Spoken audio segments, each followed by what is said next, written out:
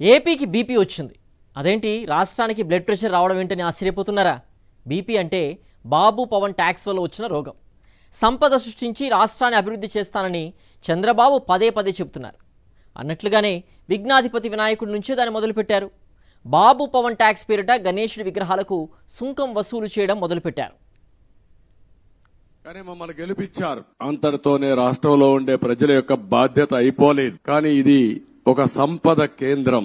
ఒక సంపద సృష్టిస్తే అది సమాజానికి పనికొస్తుంది. అదే సమయంలో వ్యక్తులు బాగుపడతారు.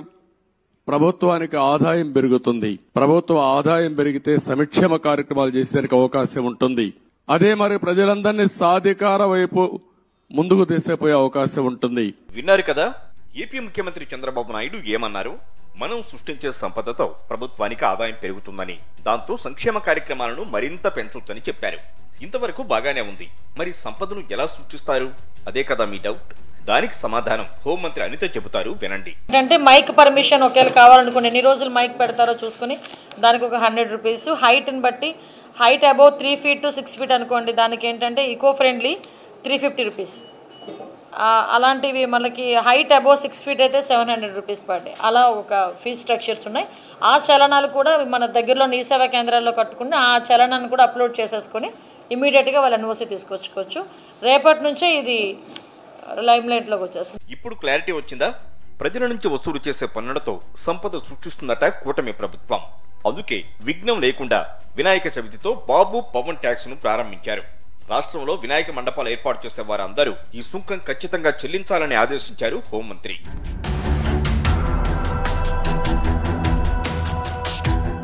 వినాయక మండపం పెట్టేవారు మైక్ రోజుకు 100 చొప్పున 9 రోజులు 900 రూపాయలు చెల్లించాలి. ఇక 6 అడుగుల లోపు విగ్రహం ఏర్పాటు చేస్తే 350 రూపాయలు, 6 అడుగుల పైన అయితే 700 రూపాయలు చెల్లించాలి. ఈ డబ్బును ఈ సేవలు చలానా రూపంలో కట్టి నో అబ్జెక్షన్ సర్టిఫికేట్ తీసుకోవలసి ఉంటుంది. ప్రభుత్వ నిర్ణయంపై తీవ్ర స్థాయిలో ఆగ్రహం వ్యక్తం చేస్తున్నారు వినాయక మండపాల నిర్వాహకులు. దేశంలో ఎక్కడా లేని విధానాన్ని ఏపీలోనే అమలు చేయడం ఏంటని ప్రశ్నిస్తున్నారు వారు. దేవుడిని పూజించేందుకు ట్యాక్స్ చెల్లించాలనడం సరికాదని ఆగ్రహం వ్యక్తం చేస్తున్నారు. ఆనాడు విదేశీయుల పరిపాలనలో మన యొక్క ఆచార నియమాలు, మన పండుగలు, శక్తిని చూపించాలి ప్రదర్శన. ఇప్పుడు అదే పరిస్థితిని ఈ ప్రభుత్వం తీసుకురావడం అనేది కడు శోచనీయం అని ప్రయత్నం చేశారు సుంకం రూపంలో. దౌర్భాగ్యం ఏమంటే ఇన్ని ఏళ్ల తర్వాత ఇక్కడ సుంకం ప్రధానం కాదు, దాని యొక్క మూల్యం కూడా ప్రధానం కాదు. ఈ మనోభావాలను దెబ్బతీస్తుంది. చూడండి, ఇది చాలా కడు శోచనీయం. అంటే ప్రభుత్వాలకు ఆర్థికపరమైన సమస్యలు ఏవైతే ఉన్నాయో వాటిని వాళ్ళు పరిపుష్టి చేసుకోవడం వైపు నుంచి మాత్రమే ఆలోచన చేస్తారు. బహుశా వాళ్ళకి ఆర్థికపరమైన కష్టాలు ఏమైనా ఉండొచ్చు కాక, దానికి హిందూ సమాజం నుంచి ఈ విధంగా వాళ్లకు పనిష్మెంట్ వేయడం అనేది ఎంతవరకు సమంజసము? సమాజం మొత్తం కూడా దీన్ని వ్యతిరేకించి ప్రభుత్వ వ్యతిరేక పరిస్థితులు ఏర్పడేందుకు వాళ్లే దానికి కారకులవుతున్నారు. ఏపీ హోంమంత్రి తీరుపై తీవ్ర స్థాయిలో ఫైర్ అయ్యారు బీజేపీ నాయకురాలు మాధవీలత. హిందూ పండుగలపై కక్ష కడుతున్నారన్న ఆమె గణేష్ మండపాలకు ఎందుకు చలాలను కట్టాలని ప్రశ్నించారు. ట్యాక్స్ రూపంలో ప్రభుత్వం భిక్షమెత్తుకుంటోందని ఆగ్రహం వ్యక్తం చేశారు మాధవీలత.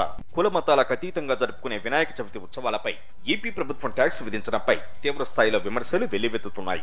దేశంలో ఎక్కడా లేని విధంగా ఇలాంటి నిర్ణయాలు తీసుకోవడాన్ని తప్పుపడుతున్నారు ప్రజలు.